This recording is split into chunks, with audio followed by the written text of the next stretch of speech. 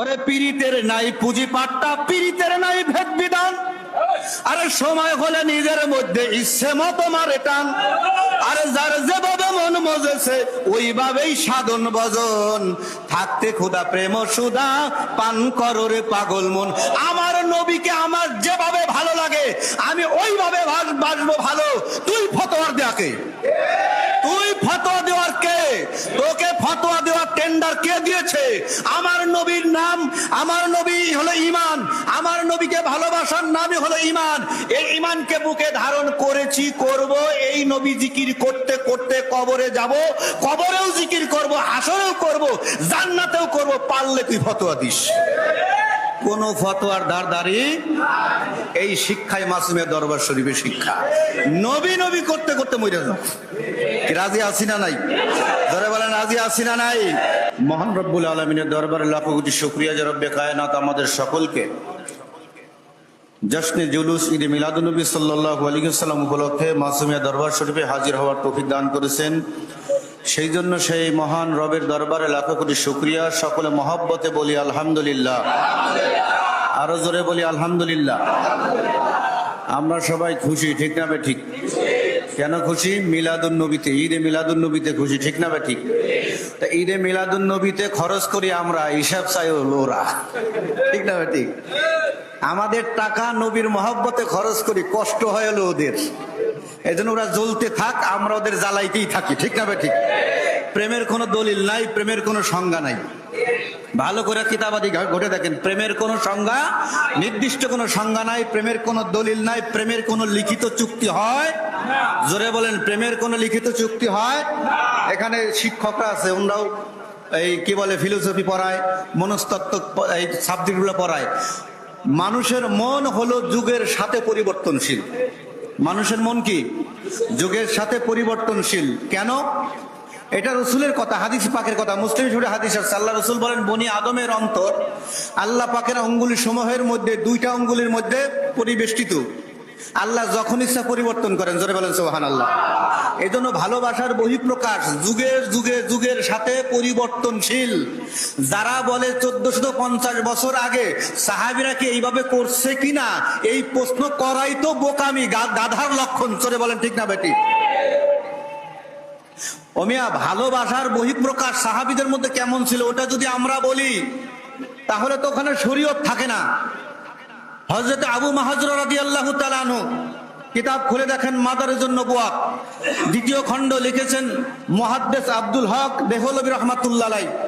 মাদারিজুন নবুওয়াত কিতাবের দ্বিতীয় খণ্ডের মধ্যে উল্লেখ করতেছেন, হযরত আবু মাহজুরা রাদিয়াল্লাহু তাআলা আনহু নবীজির এই জলিল কদর সাহাবী, ওনার চুল ছিল কোমর পর্যন্ত। কোন পর্যন্ত? আরো জোরে বলেন, কোন পর্যন্ত? উনি যখন বসতেন ওনার চুলগুলো মাটিতে মিশে যাইতো। তার মানে কি? কোমর পর্যন্ত চুল। এখন কোমর পর্যন্ত তো বেটারা চুল রাখে না, লাগে বেডি মানুষ, মহিলারা, ঠিক না বেটি? আর মহিলাদের অনুকরণ যদি কোনো পুরুষ করে ওটা কবিরা গুনাহ, হারাম, নাজায়েজ, ঠিক না বেটি? এখন এই সাহাবী, রসুলের সাহাবী, সে কোমর পর্যন্ত চুল রেখেছে, এইটা শরীয়তের দৃষ্টিতে হারাম, নাজায়েজ, মহিলাদের অনুকরণ। এখন সাহাবীরা জিজ্ঞাসা করতেছেন, ও বাবা আবু মাহজুরা, তুমি একজন রসুলের সাহাবী হইয়া তুমি কেন মহিলাদের মতন চুল রাখছো? কয় নবীর মহব্বতে রাখছি। সুবহানাল্লাহ, কি বাড়িতে দেখো, নবীর মহব্বতে আবার চুল রাখছে, আবার নাজায়েজ কাজ, মহিলাদের মতো। কেমন করে নবীর মহব্বতে রাখলা? আমি তো ছিলাম জুলমতের মধ্যে। আমি যখন যেদিন নূরের মধ্যে আসলাম আমার নবী পাকের দরবারে, নবীজির নুরানি কদমে, আমি ছিলাম কুফুরের মধ্যে। যখন ঈমানের মধ্যে আসলাম, আমার নবীর পাকের হস্ত মোবারকে যখন আমি কালেমা পড়লাম, তওবা করলাম, বায়াত নিলাম, ওই দিন দয়াল নবীজি এই নুরানি বরকতি রহমতি হাত মোবারক আমার মাথার উপরে বুলাই দিয়েছিল। জোরে বলেন সুবহানাল্লাহ।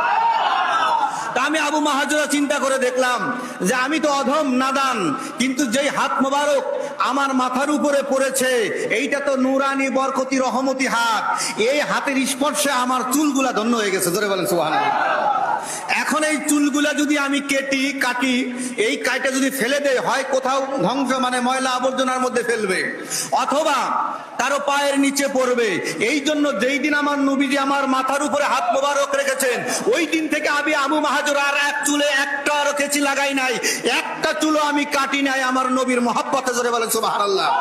তামাম দুনিয়ার সমস্ত উলামা একরামের কাছে আমার প্রশ্ন, আবু মাহাজুরাকে কোন সাহাবী ফতোয়া দেয় নাই যে নাজায়েজ কাজ করেছে, হারাম কাজ করেছে।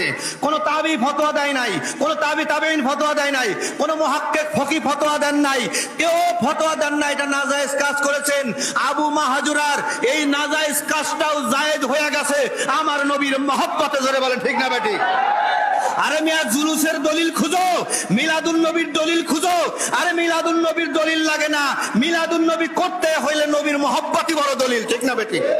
জোরে বলেন ঠিক না বেঠিক? আর আবু মাহাজুরার কাজটা যদি জায়েজ হয়ে যায় নবীর মহব্বতে, আর আমরা নবীর মহব্বতে যেটা করি জায়েজ কাজ করি, নবীর মহব্বতে ওটা ট্রিপল জায়েজ। জোরে বলেন ঠিক না বেঠিক?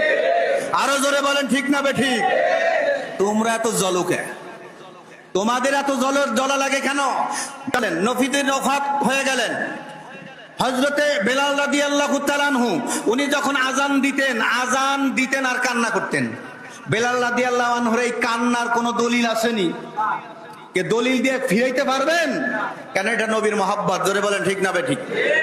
আচ্ছা, খয়রুত তাবিন হযরত ওয়াইসাল করনী রাহমাতুল্লাহ আলাইহি, উনি নবীর মহব্বতে দাঁত ভাঙছিল। এখন এইটা আপনি শরীয়ত দ্বারা প্রমাণ করেন। নিজেকে কষ্ট দেওয়া হারাম, আত্মহত্যা কবিরা গুনাহ। এখন শরীয়তের মাসলা যদি দেন তাহলে ওয়াইসাল করণীর এই কাজটা হয়ে যায় হারাম। কিন্তু কোন দুনিয়ার কোন মুহাক্কিক ফকি এই কাজটাকে হারাম ফতোয়া দেন নাই। কেন? এটা আমার নবীর মহব্বতে করেছে। জোরে বলেন ঠিক না বেঠিক?